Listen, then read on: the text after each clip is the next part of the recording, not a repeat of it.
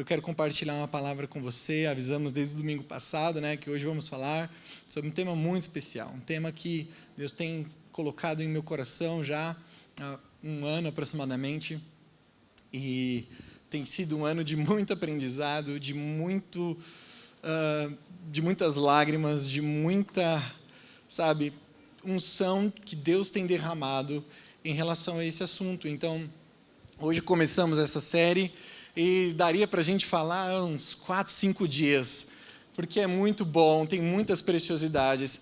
Então, vamos falar hoje sobre adoção, o mais sublime dos privilégios. Aleluia, e é tão bom falar sobre isso, eu amo falar sobre isso, irmãos, é muito bom, porque a adoção, ela é uma parte da salvação. Então, eu amo falar sobre a salvação. Glória a Deus, é muito bom. Quantos salvos em Jesus nós temos aqui? Diga amém. Aleluia. Eu quero ler com você Romanos 8, do 13 ao 17, e te pedir um favor, se você está com sua Bíblia, tanto física quanto no seu smartphone, por favor, deixe ela aí aberta ou ligada, porque eu queria voltar nesses versículos com vocês ao longo da palavra. Eu tenho certeza que Deus vai falar ao seu coração, e eu quero ler com você Romanos capítulo 8. Nós vamos projetar ele dessa vez aqui, mas vai ser a única vez que esse trecho vai aparecer. Nós vamos acompanhar outros textos. Então vamos ler Romanos capítulo 8, do verso 13 ao 17. Amém? Pois se vocês viverem de acordo com a carne, morrerão. Mas se pelo Espírito fizerem morrer os atos do corpo, viverão. Porque todos os que são guiados pelo Espírito de Deus são filhos de Deus. Pois vocês não receberam um espírito que os escravize para novamente temer, mas receberam o Espírito que os adota como filhos, por meio do qual clamamos, Abba, Pai. O próprio Espírito testemunha ao nosso espírito que somos filhos de Deus. Se somos filhos, então somos herdeiros, herdeiros de Deus e co-herdeiros com Cristo, se de fato participamos dos seus sofrimentos, para que também participemos da sua glória. Aleluia. Irmãos, como eu já disse para você, a adoção, ela faz parte do que nós chamamos da doutrina da salvação. E podemos definir a adoção da seguinte maneira: a adoção é um ato de Deus, por meio do qual Ele nos faz parte da sua família. Vamos repetir isso? Repita comigo. A adoção é um ato de Deus, por meio do qual Ele me faz parte da sua família. Em João, o apóstolo diz lá em João capítulo 1, como que esse processo acontece. E diz assim: contudo, aos que creram, aos que receberam e aos que creram em seu nome, deu-lhes o direito de se tornarem filhos de Deus. João capítulo 1, verso 12. Todos aqueles que creram em seu nome, o Senhor deu-lhes o direito de se tornarem filhos de Deus. Para você e eu entendermos o privilégio que é isso, eu queria chamar a sua atenção para o grande privilégio que é a adoção. Nós precisamos entender como que esse processo acontece na salvação. Primeiro de tudo, acontece um processo chamado regeneração. Repita comigo, regeneração. O que acontece na regeneração? É quando Deus envia o seu Espírito e nos torna espiritualmente vivos. O apóstolo Paulo em Romanos diz que nós estávamos mortos em nossos pecados. Não tínhamos um espírito apto para conectarmos com Deus. Estávamos mortos. Não éramos capazes de receber a palavra e crer nela pela fé. Pelo contrário, nós odiávamos a palavra de Deus. Talvez você odiava os crentes, odiava ouvir as coisas sobre Deus, coisas assim, ou você até se interessava, mas jamais aquilo penetrou seu coração profundamente. Então o Espírito Santo vem e regenera, ou gera novamente, traz um novo nascimento. E aí o nosso espírito é apto a ouvir a palavra de Deus, e ele começa a nos ouvir em oração e adoração, e a receber o nosso louvor, e o nosso coração se enche de alegria. Isso é a regeneração. Logo depois vem o próximo passo, que é a justificação, que é lindo também. Na doutrina da salvação, a justificação é o seguinte: Depois que eu e você estamos aptos a ouvir a palavra de Deus, nós ouvimos a mensagem do Evangelho, e a mensagem do Evangelho diz que Deus é santo e Ele odeia o pecado. E você começa a identificar todos os pecados e o que afasta você da santidade de Deus e como você viveu longe da presença de Deus por muitos pecados, por uma vida cheia de sujeira, delitos ou concupiscências, como a Bíblia diz. Nós estávamos afastados, encharcados no lamaçal do pecado. O diabo era nosso pai. Nós éramos filhos da desobediência. Efésios 2 diz isso. E aí o que acontece? Éramos culpados, merecíamos o inferno. E o que aconteceu? Através do sangue de Jesus, nós chegamos ao tribunal.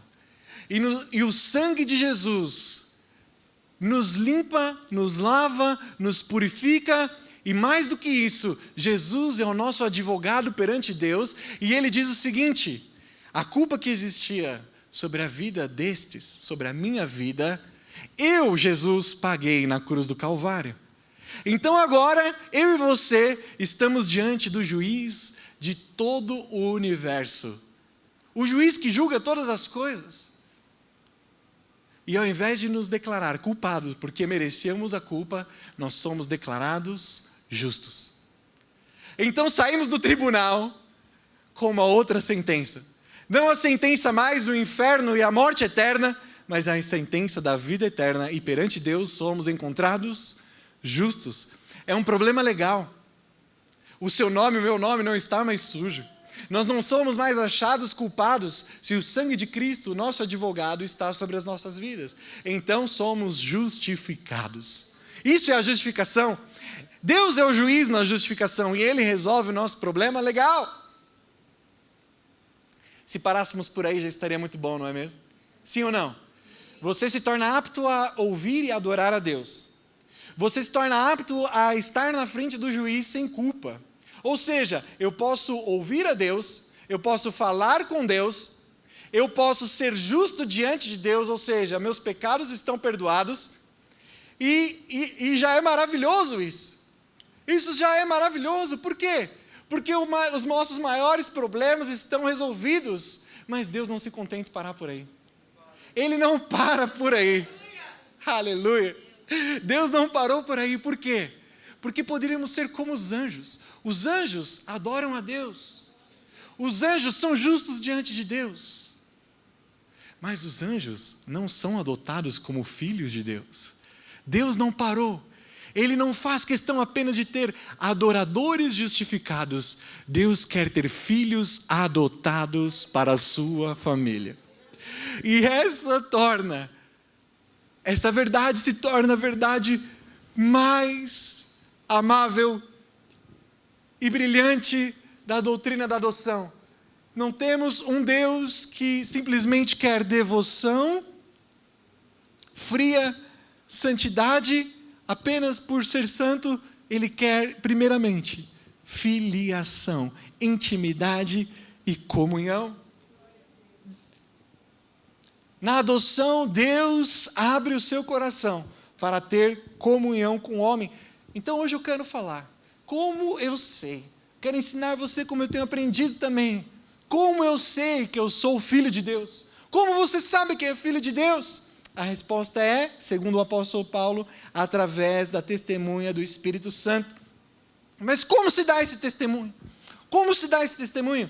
Paulo ele reúne 4 provas, a primeira delas, o Espírito nos conduz à santidade, depois o Espírito substitui o nosso medo pela liberdade, depois o Espírito nos leva em oração a chamar Deus de Pai. E por último, o Espírito é as primícias ou os primeiros frutos da nossa herança celestial. São esses 4 pontos que eu quero falar com você nessa manhã de domingo. Em primeiro lugar, o Espírito nos conduz à santidade. Lerem o verso 13 e 14 novamente. Olha só. Pois se vocês viverem de acordo com a carne, morrerão. Mas se pelo Espírito, e a palavra-chave aqui é, se pelo Espírito fizerem morrer os atos do corpo, viverão. porque todos os que são guiados pelo Espírito de Deus são filhos de Deus. Paulo nos mostra aqui, igreja, que através do Espírito Santo, o crente, o cristão, tem o compromisso de fazer morrer as paixões do seu corpo. O crente deve fazer morrer os atos pecaminosos, fazer morrer diariamente, hora após hora, os estímulos e as armadilhas da carne pecaminosa por intermédio do Espírito. Se assim o fizer, significa que você é guiado pelo Espírito, dirigido pelo Espírito, controlado e impelido pelo Espírito Santo. O texto deixa bem claro, o Espírito de Deus nos conduz. Se pelo Espírito fizermos morrer os atos do corpo, viveremos. O Espírito de Deus nos conduz a uma vitória espiritual sobre a carne, sobre as nossas paixões, sobre os nossos desejos pecaminosos, sobre as nossas vontades. É o Espírito quem nos conduz. O reformador João Calvino diz assim, preste atenção, eu coloquei aí, a marca mais garantida pela qual os filhos de Deus devem distinguir-se dos filhos deste mundo é a regeneração operada neles pelo Espírito de Deus para a sua inocência e santidade. O que te separa de qualquer um que está lá fora, nesse mundo, deixando a vida levar, é a santidade. O que te separa das outras pessoas desse mundo é a santidade. Não é a nossa cara, não é simplesmente um jeito de vestir, se bem que santidade e vestimentas concordam uma com a outra. Tem um jeito santo de se vestir também. Mas nós somos reconhecidos pela forma como nos parecemos com nosso Pai. E isso é pela santidade, não tem jeito. Mas não é uma santidade que vem pela carne. Não é por muito fazer e muito tentar pela carne. Sabe aquela coisa da dieta da segunda-feira? Quantas vezes você já saiu e pensou, amanhã eu vou começar, amanhã eu vou conseguir, amanhã eu paro com açúcar, amanhã eu paro com o refrigerante, amanhã eu paro com o chocolate, amanhã eu paro com tudo. Mas aí vem a segunda, a terceira crise de vontade, e aí você fala, segunda que vem eu começo de novo. Eu mereço, eu sou filho de Deus, e é exatamente isso que é uma armadilha, porque nós achamos que pela carne conseguimos vencer as paixões da carne. Mas Paulo nos ensina, pelo Espírito é que vencemos a carne e mortificamos ela diariamente. Deus conduz os seus filhos através do Espírito. Provérbios capítulo 3, versos 5 e 7. Leia comigo. Confie no Senhor de todo o seu coração e não se apoie em seu próprio entendimento. Reconheça o Senhor em todos os seus caminhos e Ele endireitará as suas veredas. Não seja sábio aos seus próprios olhos. Tema o Senhor e evite o mal. Confie no Senhor. Confie no Senhor. Coloque todo o apoio da sua vida no Senhor. E você conseguirá evitar todo o mal, se assim temê-lo. Como o Espírito Santo nos conduz, igreja? Como uma pessoa. O Espírito Santo é a terceira pessoa da Trindade. Temos o Pai, o Filho e o Espírito Santo. E Jesus nos enviou o Espírito Santo.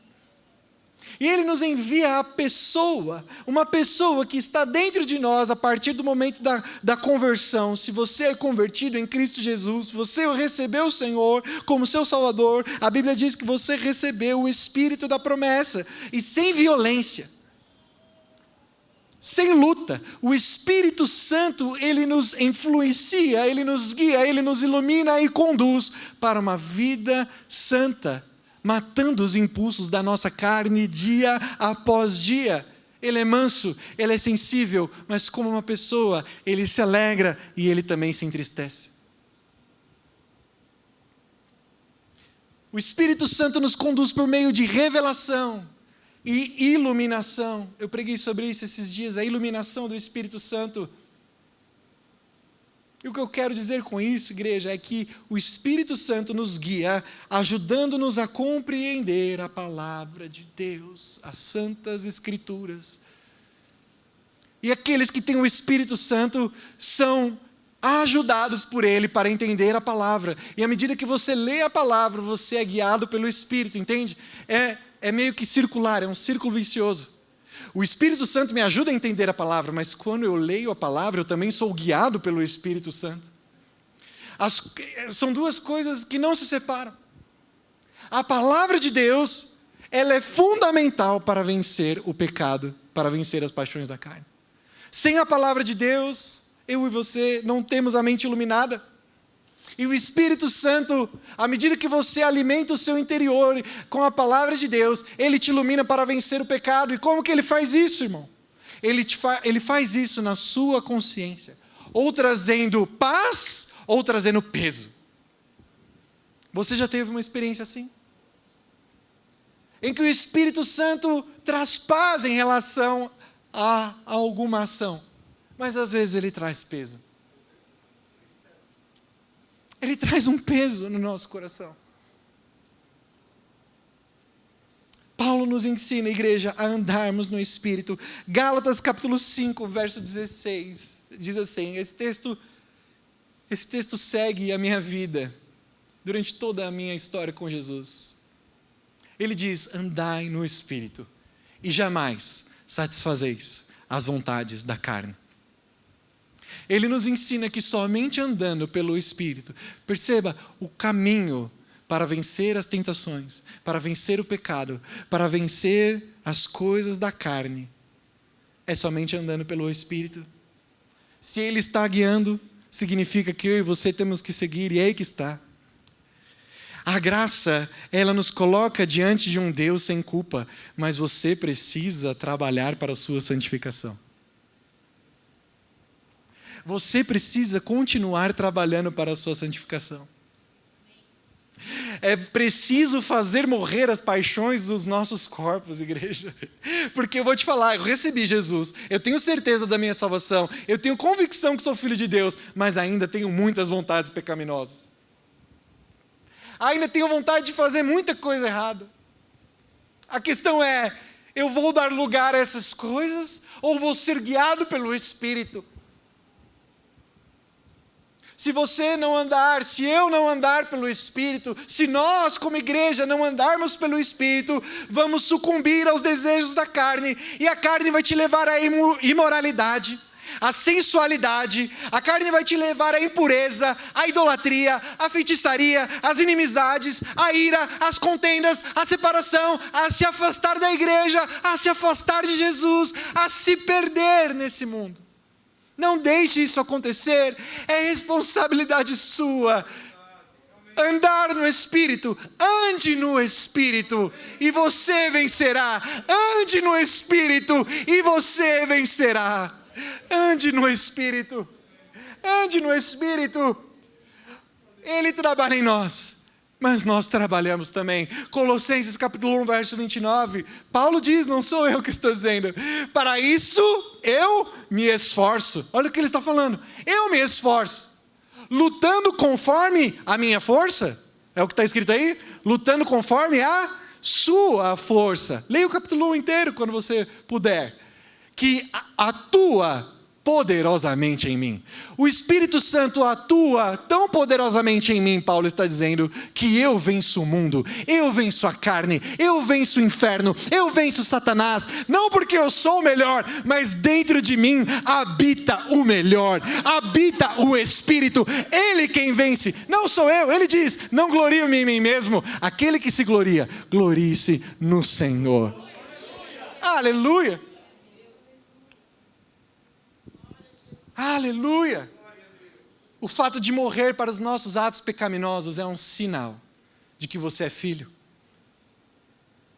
Isso faz cair por terra essa coisa de que todos são filhos de Deus, essa paternidade universal de Deus. Isso é mentira. Somente aqueles que foram adotados, aqueles que nasceram de novo é que são filhos. Aqueles que não creem em Cristo não são filhos de Deus. E a Bíblia diz, Efésios capítulo 2, estes são filhos da desobediência, filhos da ira. Jesus discutindo com os fariseus em João 8, 42 e 44, não sei se eu coloquei esse agora, mas Jesus estava discutindo com os fariseus. E os fariseus estavam falando, o nosso pai é Deus. Eles sabiam exatamente a sua linhagem, até Moisés. Aqueles homens sabiam tudo da palavra. Mas olha o que Jesus disse para eles, para os fariseus, em João capítulo 8, 42 a 44, ele diz: se Deus fosse o pai de vocês, vocês me amariam, pois eu vim de Deus, e agora eu estou aqui, mas vocês pertencem ao pai de vocês, que é o diabo, e querem realizar o desejo dele. Ou somos filhos de Deus, ou somos filhos da ira, da desobediência, e o nosso pai é o próprio diabo, porque somos filhos de um pai, e como filhos, fazemos exatamente o que o nosso pai faz. Você é influenciado por alguém. Quando você observa a sua vida, irmão, você vê uma vitória sobre a carne. Talvez eu não veja como eu gostaria hoje, mas você já viu. Você já venceu a batalha contra a tentação recentemente. Você já viu na sua vida algum pecado sendo morto pelo poder do Espírito Santo? Será que ainda existe na sua vida aqueles momentos maravilhosos em que você realmente triunfa quando segue a palavra de Deus e pelo Espírito vence o pecado que te escraviza e rende a Ele a sua vida de joelhos em lágrimas, dizendo: obrigado, Senhor, pela minha libertação, e rende a Ele louvor, graças e adoração em amor, honrando ao nome do Senhor? Isso é a prova da sua adoção. Quando foi a última vez que você venceu o pecado? Você tem vencido o pecado? Em segundo lugar, o Espírito substitui o nosso medo pela liberdade. Verso 15 diz assim: pois vocês não receberam um espírito que os escravize, para novamente temerem, mas receberam um espírito que os adota como filhos. Aleluia! Aqui a adoção é mencionada pela primeira vez no nosso texto. O termo adoção, igreja, pode soar muito comum para você. Nós ouvimos muito falar de adoção nesses dias. Mas na cultura greco-romana do primeiro século, em que Paulo escreveu isso, foi no primeiro século, Jesus, ali, naquele ambiente greco-romano, o Império de Roma dominava sobre a Judéia.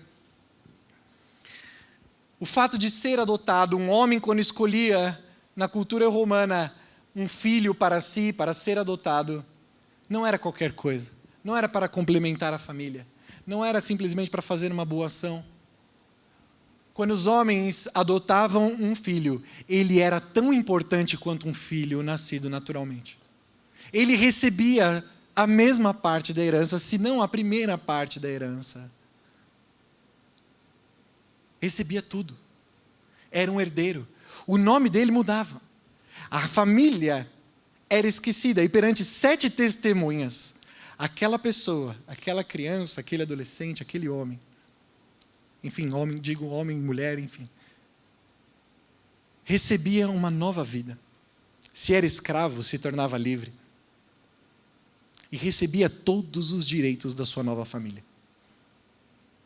Nos tempos de Jesus, o Império Romano dominava e existia um imperador. Nós conhecemos ele como César, ok? César era um título. E no tempo de Jesus, em 4 depois de Cristo, ali, na época do nascimento de Jesus, reinava um imperador chamado Augusto.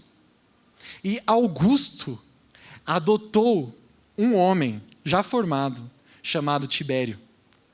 E esse Tibério, Augusto tinha outros filhos, mas esse Tibério, adotado, já homem formado, se tornou imperador após a morte do seu pai. Ou seja, quando Paulo escreveu isso, a igreja estava há pouco tempo já vivendo essa realidade. Eles sabiam muito bem o que era a herança da adoção. Eles sabiam muito bem o que era ser adotado, o que Paulo estava querendo dizer. Alguém que não tinha nada, teve o poder do mundo em suas mãos, simplesmente porque um homem foi lá e adotou e fez a adoção. Quando Jesus disse: dai a César o que é de César, você lê isso nos evangelhos, é de Tibério que ele está falando. Era o César na época de Jesus. Era de um filho adotivo que Jesus estava falando. Um filho adotivo estava no trono do mundo. E ele reinou até o ano 37 aproximadamente. Paulo captou isso de maneira magistral, escreveu à igreja de Roma, a igreja que tinha visto isso acontecer recentemente. E ele diz: vocês não têm mais, igreja, um espírito de escravidão que traz medo. O que ele estava falando? Ele estava falando do período anterior, do Antigo Testamento, em que as práticas eram que aplacava a nossa consciência diante de Deus. Mas agora, na nova aliança, Paulo diz que Deus trabalha de uma outra forma, colocando em nós o seu Espírito que nos livra do medo. Eu vou explicar melhor. Quando Paulo está falando, vocês não têm um espírito que os atemorize ou que encha o seu coração de medo, ele está falando do nosso período de vida anterior. Será que você vivia em medo antes de Jesus? Será que você não está em medo hoje em perguntas como: o que vai acontecer após a morte? Qual será que é a religião verdadeira? Será que é o cristianismo? Será que é a Umbanda? Será que é o catolicismo? Qual será? Qual será o caminho? Será que se esse Deus realmente existe, qual é a garantia que eu tenho que eu sou salvo? Eu cometi muitos erros. Eu mereço o inferno. Eu tenho medo do inferno. Coisas assim, medos assim que passam em nossas mentes. Se hoje fosse o meu último dia de vida, o que aconteceria? Quem nunca foi aterrorizado por esses medos? Eu já fui muitas vezes. Perguntas como essa enchem o nosso coração de temor. Mas o que Paulo diz, que é o segundo sinal do Filho de Deus, é que o espírito de medo vai embora. E dá lugar a um espírito que nos permite nos aproximarmos de Deus com liberdade de que não há mais culpa sobre nós. Cristo nos livrou da condenação do inferno, o Espírito que nos adota como filhos de Deus e opera em nós, é o mesmo Espírito que estava em Jesus, e ele enche o nosso coração de amor e de confiança e de satisfação, para que sintamos a presença paterna de um Deus que é Pai, e encerra a nossa independência, que começou lá no Éden. Os filhos deste mundo são independentes. Deixa que eu resolva as minhas coisas. Eu resolvo a minha vida. Eu resolvo o futuro que eu vou dar à minha vida. Mas os filhos de Deus são reconhecidos como crianças dependentes de um pai. Nós somos dependentes. Entendemos que sem Deus nada podemos fazer. E o Espírito clama dentro de nós: busque o seu Pai, tenha intimidade. Busque ao Senhor em todos os seus caminhos e Ele te conduzirá. Ele guiará a sua vida. Todos aqueles que receberam a adoção de filhos, em segundo lugar, têm não mais um espírito de medo dentro de si, mas agora um espírito de vida e de alegria, um espírito de confiança e liberdade. O medo foi embora.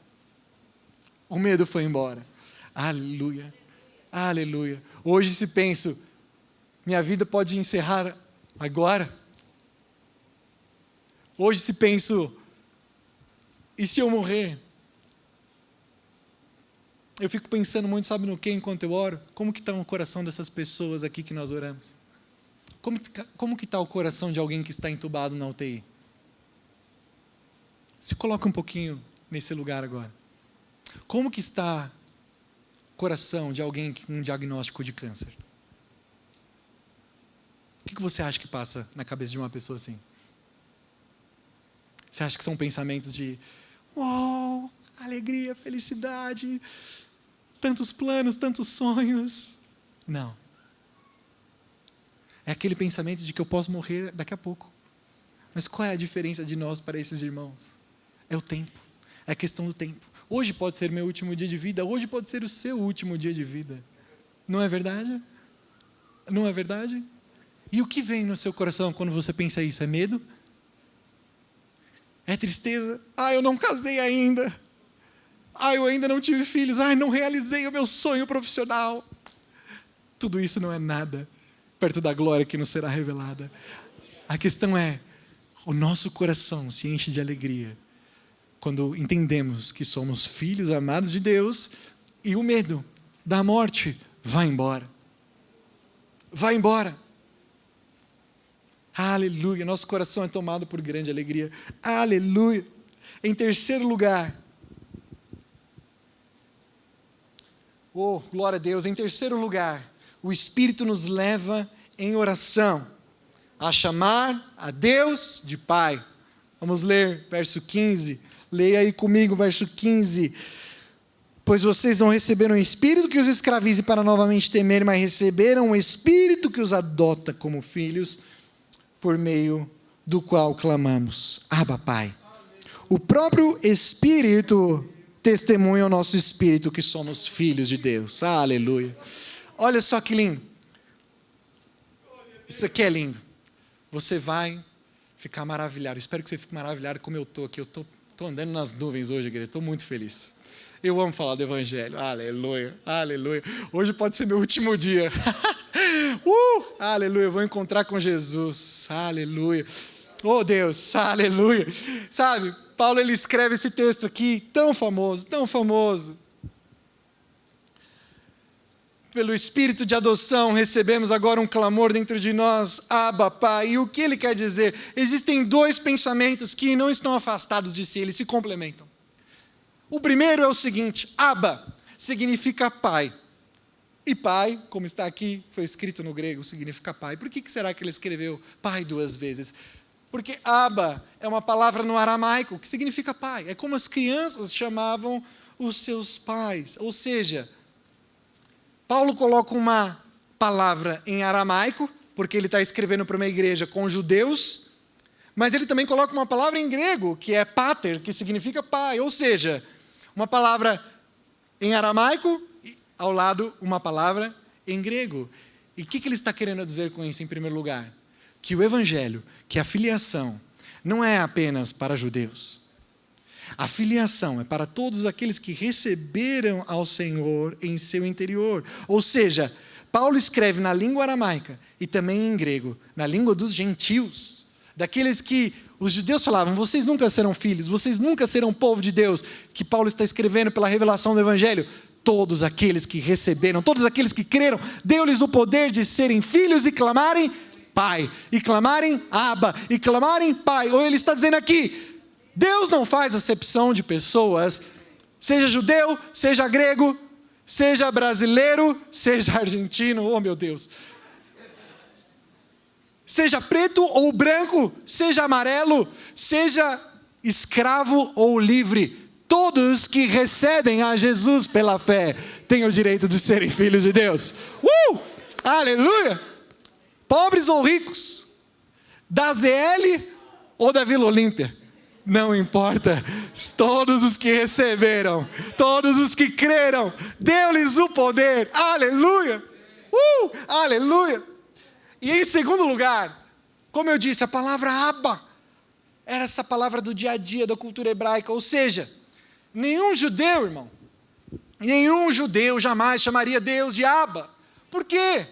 Porque eles reverenciavam a Deus como Yahvé, como Senhor, o Deus forte na batalha. E você vê no Antigo Testamento todos os nomes de Deus: Jeová Jirê, o Deus suficiente, o Nissi, Deus é a nossa bandeira, o Jeová Rafá, o Senhor que nos cura. Eu não sei se eu estou conectando todos os nomes aos significados certos, mas está lá, em hebraico, todos os nomes de Deus. Ele é o Todo-Poderoso, Ele é o nosso general. Ou seja, jamais um judeu chamaria Deus de Abba. Por quê? É muito íntimo, é muito desrespeitoso. Deus está no seu trono e nós estamos aqui. Agora Jesus não faz isso não. Jesus, quando ele orava, e todas as vezes que ele orava, ele dizia Abba, Pai, Pai, Pai, Pai. E ele ensina os seus discípulos e, consequentemente, a nós, a sua igreja, a orar da mesma forma. A sua oração mais famosa, ele começa dizendo: Pai Nosso. O Pai não é apenas dele, o Pai é nosso. Pai Nosso, Pai Nosso, Pai Nosso. Autorizando aos discípulos e à igreja a falarem com Deus na mesma expressão de intimidade e comunhão. Pai, Pai, Pai. Antes de ser Criador, antes de ser soberano, antes de ser o juiz de todas as coisas, João, no capítulo 17, Jesus está dizendo aos seus discípulos: Pai, antes que tudo viesse a existir, Tu me amavas. Sabe o que isso quer dizer?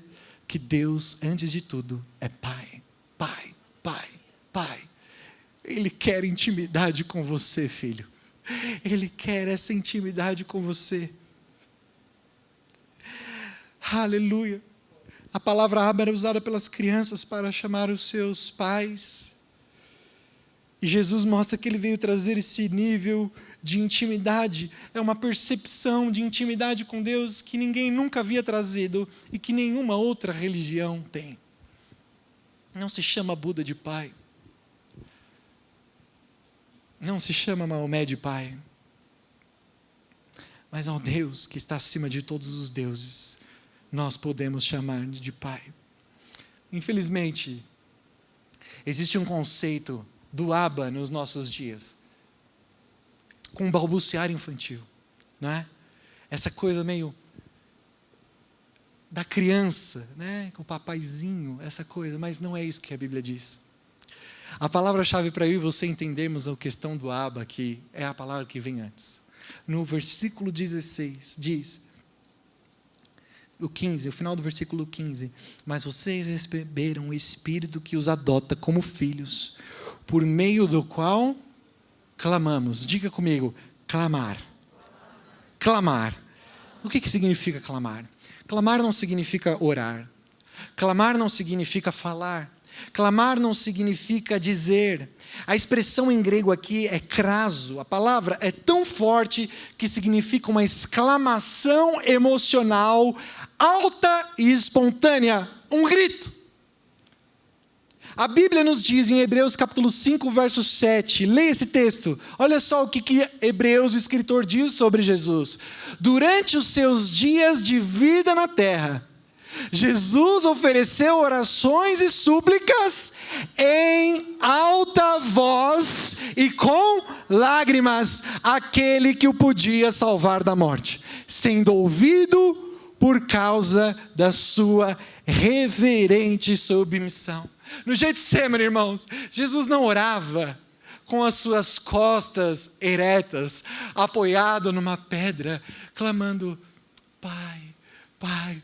No Getsemane, o nosso Salvador orava em desespero, levantando as suas mãos aos céus, dizendo, Abba, Pai, se possível, passa de mim este cálice. Ele estava desesperado.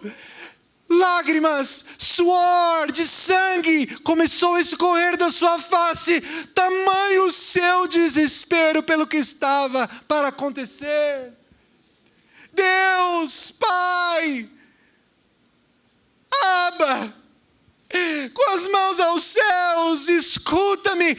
Quando falamos em clamar, igreja, não significa uma oração simples, quietinha, um balbuciar, eu oro no pensamento. Deus quer colocar um clamor na boca dos filhos, ao ponto de levantar as mãos para o céu e clamar em alta voz, Abba, Abba. Esse é o brado do Abba, não é uma palavra quietinha, bonitinha. O brado do Abba é o grito do crucificado. É o grito daquele que está desesperado para ser ouvido e que tem fé que será ouvido. Deus vai ouvir quando você clamar. No verso 22 e 23, diz assim, sabemos que toda a natureza criada geme até agora com as dores de parto. Dores de parto, irmãs, São dores fáceis? Nunca sentirei. Nunca vou saber o que é isso. Né, Elisa? Tá aí uma mulher que sofreu muito em parto, irmãos. Né? Dores de parto, você fala, ai, tá doendo. É assim? Ai, puxa, é assim? É assim que são dores de parto. Olha só, presta atenção, lê comigo, 22, igreja. Sabemos que toda a natureza criada geme até agora, com dores de parto, desespero, dor, angústia. E não só isso, não só a natureza, mas quem? Nós mesmos, a igreja, nós, que temos os primeiros frutos do Espírito, gememos interiormente. Igreja, toda a criação geme, com dores de parto, pela dor do pecado. Nós também devemos gemer por ver a quantidade de mortos no nosso país, por ver a corrupção tomando conta. Devemos gemer pelas injustiças, pelas vidas que estão indo para o inferno. Nossos familiares, nossos amigos, as pessoas estão se divorciando, as famílias estão acabando. O diabo tem tomado conta das famílias e da sociedade, e tem que haver um clamor na boca dos filhos de Deus. Será que clamamos nesses dias pela falta de amor, pela falta de compromisso dos crentes, pela falta de amor da própria igreja, pela falta de simplicidade, pela falta de unção do Espírito Santo, pela falta de avivamento? Será que você tem clamado? Sobre o que você tem clamado a Deus nesses dias? É sobre apenas você mesmo? Suas agendas, seus desejos, seu trabalho, seu dinheiro? O Espírito clama dentro de nós. Todos aqueles que têm um Espírito clamam, Abba, Pai, tem misericórdia. Deus, aleluia.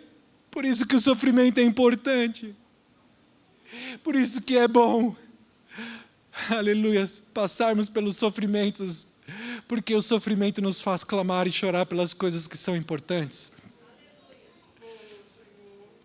Eu não quero viver uma vida inútil nessa terra.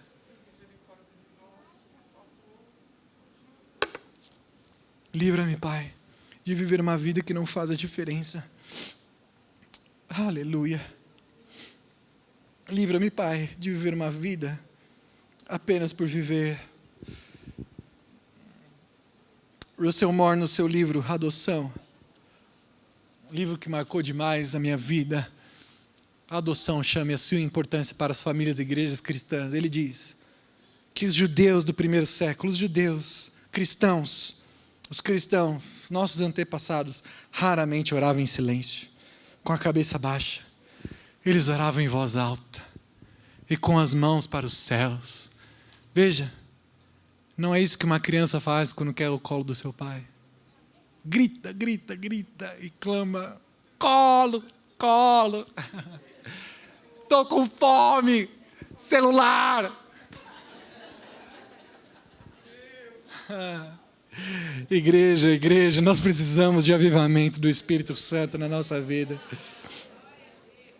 A promessa mais linda, irmãos, é que o Espírito Santo, Ele intercede ao Pai por nós, com gemidos inexprimíveis. Isso está ali no verso 26. E com isso, nós temos a certeza que o Pai nos ouve e nos atende. No seu livro, Pastor Russell, ele diz sobre o seu processo de adoção. Ele foi com a sua esposa, a igreja dele, um pastor o ajudou a ir até a Rússia em um orfanato, adotar 2 crianças. E ele conta esse processo no livro, é maravilhoso. Ele fala que quando chegou à Rússia, ele entrou no orfanato. E ele tomou um susto, ele ficou chocado, porque ao chegar no orfanato, o que ele viu foi abandono, desleixo, e uma cena que ele jamais vai esquecer na sua vida. Ele via grandes quartos com crianças de 1 e 2 anos de idade nos berços. As crianças sujas, com a aparência suja nos colchões, nos lençóis sujos, mal cuidadas, crianças mal cuidadas, um orfanato lotado de bebês. Mas por incrível que pareça, não se ouvia um pio. Não se ouvia um gemido, não se ouvia um grito, não se ouvia um choro. Você sabe por quê? Porque logo cedo, aqueles bebês entendiam que não adiantava chorar, não adiantava gritar, ninguém ia pegar eles no colo. Os funcionários todos eram orientados a não pegarem os bebês no colo, para não trazer proximidade. Então imagina um bebê de 2 anos, quieto, passando fome, quieto. Foi isso que ele encontrou. No orfanato inteiro, não se ouvia um barulho de choro. Ao contrário desses bebês, nós sabemos que podemos clamar bem alto, em alta voz, que o nosso Pai irá nos ouvir. Aleluia. Nós temos quem vai nos pegar no colo. Nós temos quem vai ouvir as nossas súplicas. Ele virá ao seu socorro. O meu socorro vem do Senhor, que fez os céus e a terra. Aleluia. Oh Deus. Último. Já falei sobre o Espírito que nos leva à santidade. E testifica que somos filhos de Deus. Em segundo lugar, o Espírito que nos livra do medo e nos traz liberdade. Em terceiro lugar, o Espírito que faz haver um clamor, um grito dentro de nós, ao qual clamamos Abba, Pai.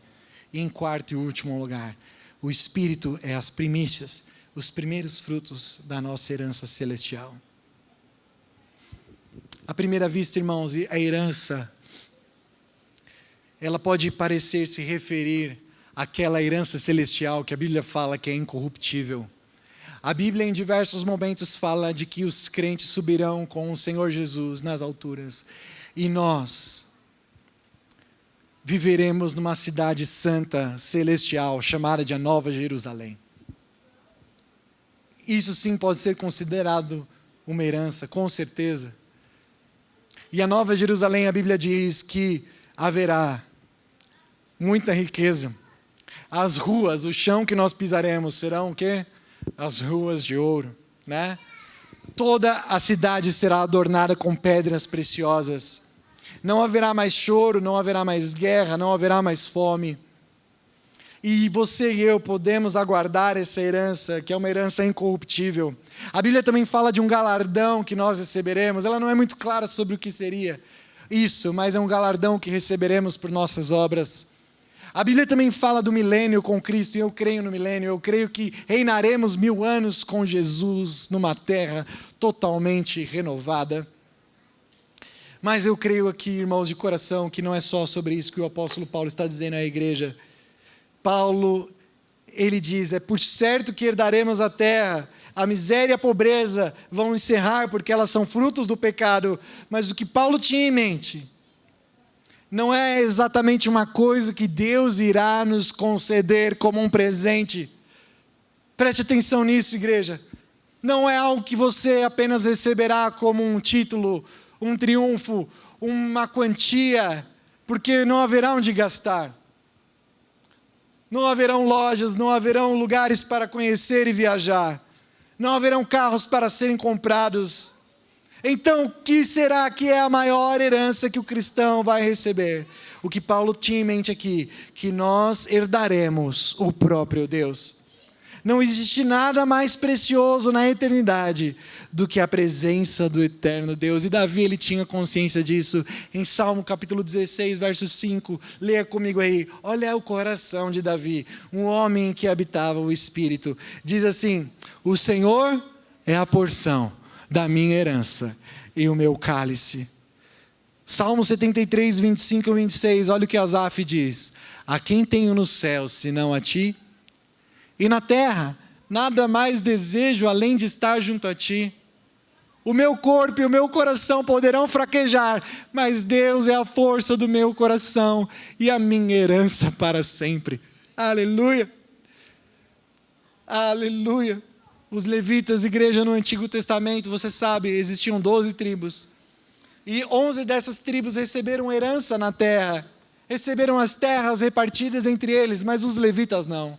Os levitas eram uma nação sacerdotal, um povo de sacerdotes da antiga aliança. E eles não possuíam nenhuma herança terrena com seus irmãos, porque a Bíblia diz lá em Números: o Senhor será a herança de vocês. Não é uma terra, não é algo que vai perecer, mas o Senhor será a sua herança.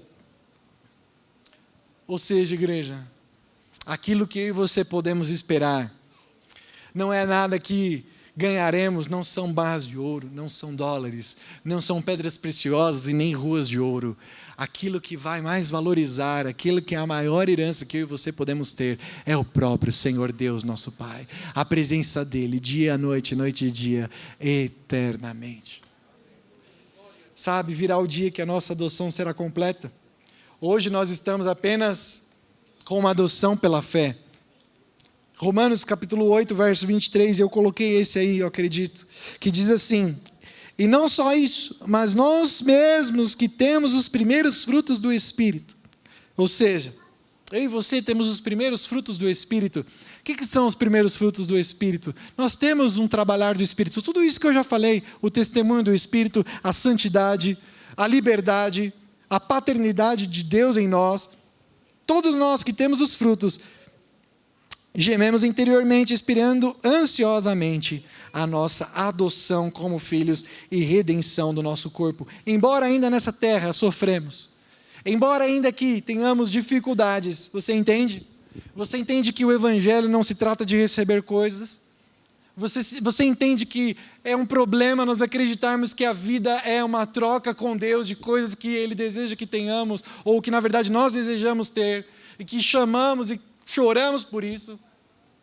Como eu disse, essas pessoas que estão enfermas, elas podem pensar, mas Deus é injusto. Porque se Deus fosse justo, eu não estaria nessa maca de hospital, eu não estaria com câncer no meu fígado, eu não estaria entubado com Covid. A nossa herança não se trata das coisas terrenas, não se trata de ter saúde. A nossa herança não é ter dinheiro, ou bens, ou casas, ou carros, ou sucesso. A nossa herança é o próprio Senhor. Acredite, irmão, se você tem os primeiros frutos, você já desfruta dessa herança hoje. Tu és a porção da minha herança. Tu és a porção da minha herança. O que eu mais desejo é estar com Ele.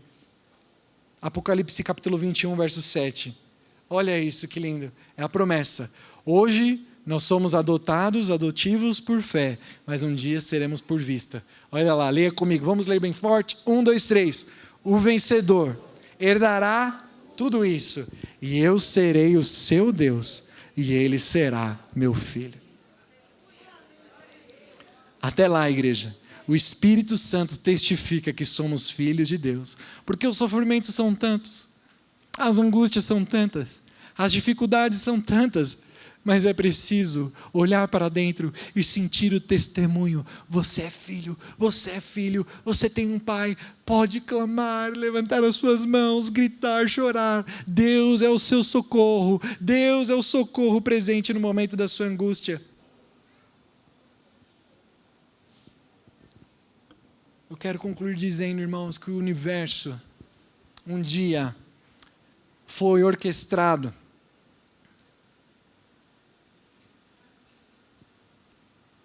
para que toda a humanidade refletisse essa paternidade de Deus.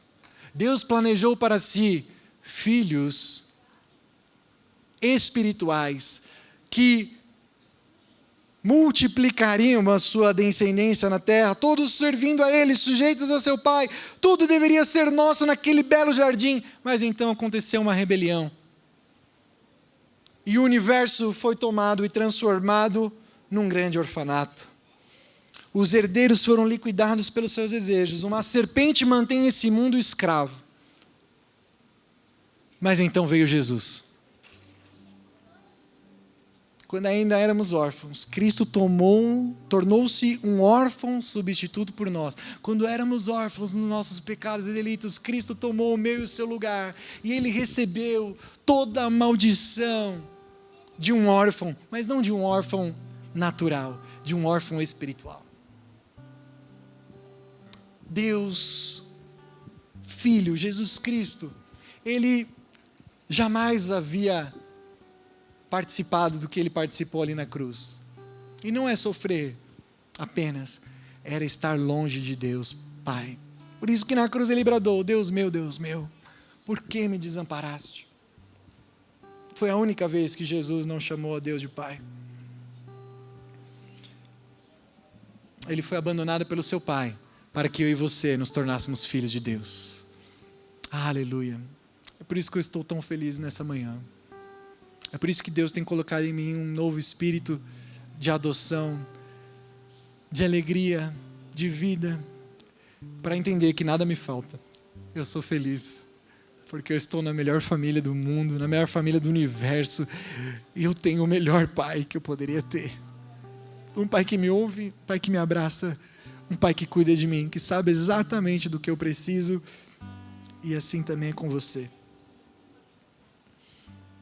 Será que você hoje se sente filho de Deus? Será que o seu Deus realmente conhece a sua vida? Essa história que eu compartilhei hoje do Evangelho, ela pertence a você?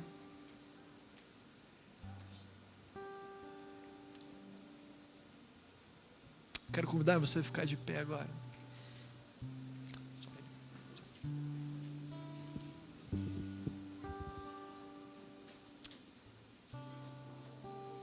Quero orar com você agora, nós temos alguns minutos. Será que existe um clamor dentro de você? Oh, papai, aleluia. Oh, pai.